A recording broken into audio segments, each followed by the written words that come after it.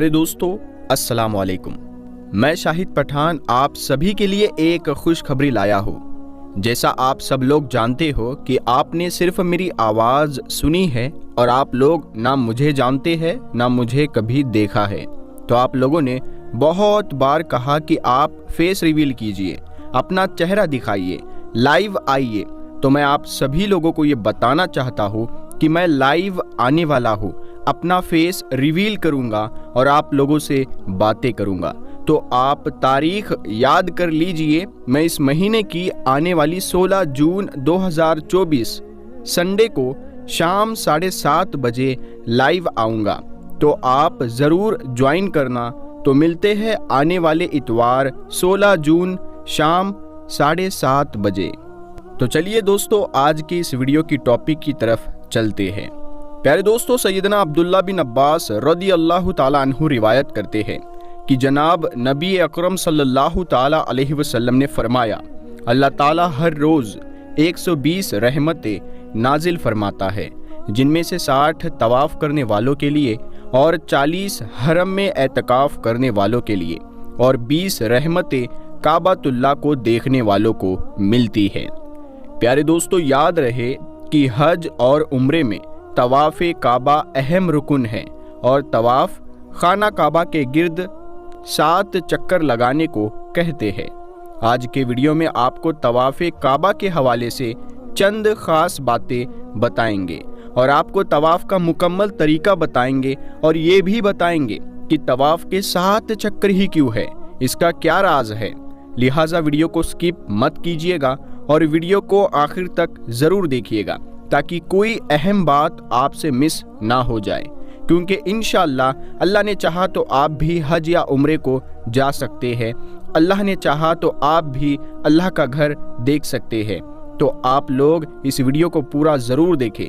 जब रसूलुल्लाह सल्लल्लाहु ताला अलैहि वसल्लम भी आसमानों की तरफ गए तो उन्होंने बैतुल मामूर में फरिश्तों को नमाज पढ़ते हुए नहीं देखा। वो भी किसी चीज़ के गिर्द घूम रहे थे, लेकिन घूमने का इबादत से क्या ताल्लुक है। अल्लाह ने तो कहा कि ये सारी चीज़ें इबादत करती है। आपको पता है कि अल्लाह ने ये बात किस सूरत में कही है?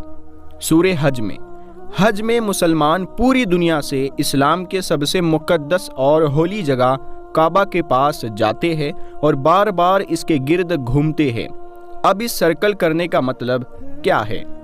जब मुसलमान काबा के गिर्द घूमता है तो वो उस वक्त अकेला नहीं घूम रहा होता, बल्कि चांद, प्लैनेट्स, स्टार्स, गैलेक्सी, क्लस्टर्स सारों के साथ एक ही इबादत में शामिल हो जाता है। तो ये सारी चीज़ें हमारी तरह इबादत नहीं करती, बल्कि हम मक्का जाकर इनकी तरह इबादत करते हैं। लेकिन इस आयत में तो लिखा है कि ये सारी चीज़ें अल्लाह को सजदा करती है। सजदा का मतलब सिर्फ हमारे वाला सजदा नहीं है, बल्कि अल्लाह के निज़ाम के मुताबिक चलने को भी सजदा कह सकते हैं। लेकिन अल्लाह ने इस आयत में सिर्फ स्टार्स, गैलेक्सी और प्लैनेट का नहीं कहा, बल्कि हर चीज़, पहाड़, दरख्त, जानवर सब का कहा है। ये तो सर्कल में नहीं घूमते। आज से हज़ारों साल पहले एंशियंट ग्रीस में ये कॉन्सेप्ट बना कि कायनात की हर चीज़ एक बहुत ही छोटे पार्टिकल एटम से बनी हुई है, जिसको फिर 2000 साल तक पूरी दुनिया भूल गई। लेकिन आज से 200 साल पहले इस कॉन्सेप्ट पर रिसर्च दोबारा शुरू हुई और साइंसदानों की रिसर्च से पता चला कि एटम सबसे छोटा पार्टिकल नहीं है, बल्कि इसके अंदर और भी पार्टिकल्स है, जैसे प्रोटॉन, न्यूट्रॉन, इलेक्ट्रॉन्स। प्रोटॉन और न्यूट्रॉन हमेशा एटम के सेंटर में होते हैं और इलेक्ट्रॉन हमेशा इनके गिर्द घूम रहे होते हैं। ऑलमोस्ट बिल्कुल उसी तरह जिस तरह प्लैनेट सूरज के गिर्द घूमता है और स्टार्स ब्लैक होल के गिर्द घूमते हैं, जिसका मतलब है कि कायनात की हर चीज़ चाहते या ना चाहते हुए किसी न किसी चीज़ का तवाफ़ कर रही है। और जब कोई मुसलमान काबा का तवाफ़ करने जाता है तो वो कायनात की हर छोटी से छोटी चीज़, जैसे एटम के अंदर इलेक्ट्रॉन से लेकर कायनात के सबसे बड़े ऑब्जेक्ट्स, प्लैनेट्स, स्टार्स, गैलेक्सी और इवन बैतुल मामूर में فرشتوں کے ساتھ ایک ہی عبادت میں شامل ہو جاتے ہو سکتا ہے، اسی لیے اسلام میں طواف کرنا سب سے بڑی عبادت ہے۔ تو جب سورہ حج میں اللہ نے فرمایا کہ یہ ساری چیزیں میری عبادت کرتی ہے، تو یہ ہماری طرح عبادت نہیں کرتی، بلکہ ہم مکہ میں کعبہ کا طواف کر کے ان کی طرح اللہ کی عبادت کرتے ہیں۔ لیکن ان ساری چیزوں کا طواف کرنے کا ایک فکس ٹائم ہے، اور جیسے ہی یہ ٹائم پورا ہوگا تب ہر شخص معلوم کر لے گا کہ وہ کیا لے کر آیا ہے۔ پیارے دوستو، یاد رہے کہ بیت اللہ کے گرد 7 چکر اور 2 رکعت نماز پڑھنے کا نام طواف ہے، اور ہر چکر حجر اسود استلام سے شروع ہو کر اسی پر ختم ہوتا ہے۔ حجر اسود کا بوسہ لینا یا اس کی طرف دونوں یا داہنے ہاتھ سے اشارہ کرنا استلام کہلاتا ہے۔ اور یاد رہے، طواف فرض ہو یا واجب یا نفل، اس میں 7 ہی چکر ہوتے ہیں اور اس کے بعد 2 رکعت نماز ادا کی جاتی ہے۔ اگر بیت اللہ کے قریب سے طواف کیا جائے تو 7 چکر میں تقریباً 30 منٹ لگتے ہیں، لیکن دور سے کرنے پر تقریباً 1 سے 2 گھنٹے لگ جاتے ہیں۔ 10 ذی الحج کو طواف زیارت کرنے میں کبھی کبھی اس سے بھی زیادہ وقت لگ جاتا ہے۔ پیارے دوستو، یاد رہے کہ طواف کی ڈیفرنٹ ٹائپس ہے: طواف قدوم، طواف العمرہ، طواف الوداع، طواف الافاضہ اور نفل طواف۔ طواف قدوم یعنی آنے کے وقت کا طواف، یہ اس شخص کے لیے سنت ہے جو میقات کے باہر سے آیا ہو۔ یہ اس شخص کے لیے سنت ہے جو میقات کے باہر سے آیا ہو اور حج الافراد یا حج القران کا ارادہ رکھتا ہو۔ طواف عمرہ یعنی عمرے کا طواف، طواف زیارت یعنی حج کا طواف جس کو طواف افاضہ بھی کہتے ہیں، یہ حج کا رکن ہے۔ اس طواف کے بغیر حج پورا نہیں ہوتا۔ طواف وداع یعنی مکہ سے روانگی کے وقت کا طواف، یہ میقات سے باہر رہنے والے یعنی آفاقی کے لیے ضروری ہے۔ حج میں ضروری طواف کی تعداد کی بات کی جائے تو حج افراد میں 2 عدد طواف ہے: طواف زیارت اور آفاقی یعنی آؤٹ سائڈر کے لیے طواف وداع۔ حج قران میں 3 عدد طواف ہے: طواف عمرہ، طواف زیارت اور آفاقی یعنی میقات کی باؤنڈری سے باہر والوں کے لیے طواف وداع۔ حج تمتع میں 3 عدد طواف ہے: طواف عمرہ، طواف زیارت اور آفاقی کے لیے طواف وداع۔ یاد رہے کہ 5 میقاتوں سے باہر رہنے والوں کو آفاقی کہا جاتا ہے، یعنی اہل حرم اور اہل حل کے لیے پوری دنیا کے لوگ آفاقی ہے۔ اگر کسی عورت کو روانگی کے وقت ماہواری آ جائے تو اس کے لیے طواف وداع معاف ہے۔ اور دوستو، جہاں تک بات ہے نفل طواف کی، تو نفل طواف کی کوئی تعداد نہیں، دن یا رات میں جب چاہے جتنا چاہے کرے۔ اہل علم کی رائے ہے کہ باہر سے آنے والے حضرات مسجد حرام میں نفل نماز پڑھنے کے بجائے نفلی طواف زیادہ کرے۔ اہل حرم اور اہل حل کو حج افراد ہی کرنا چاہیے تاکہ آفاقی لوگ زیادہ سے زیادہ نفلی طواف کر سکیں۔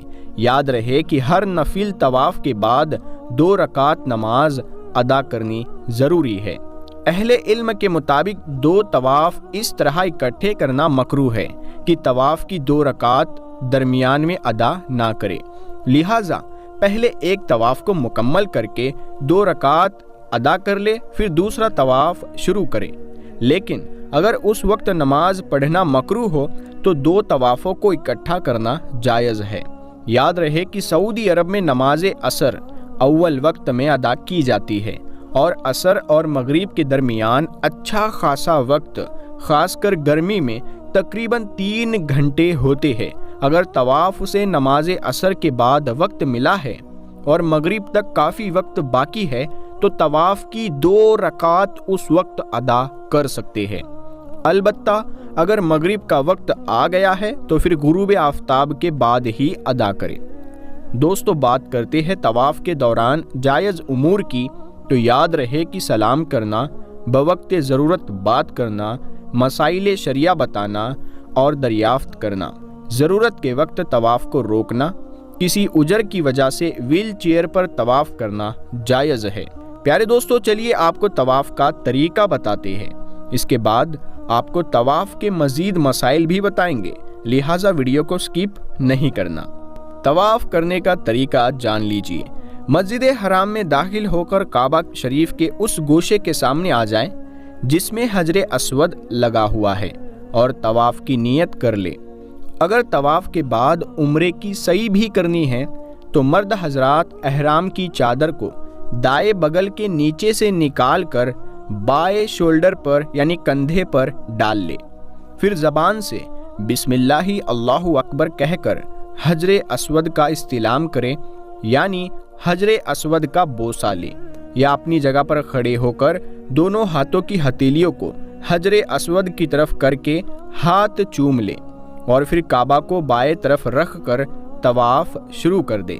مرد حضرات پہلے 3 چکر میں اگر ممکن ہو تو رمل کرے، یعنی ذرا کندھے ہلا کر اور اکڑ کے چھوٹے چھوٹے قدم کے ساتھ کسی قدر تیز چلے۔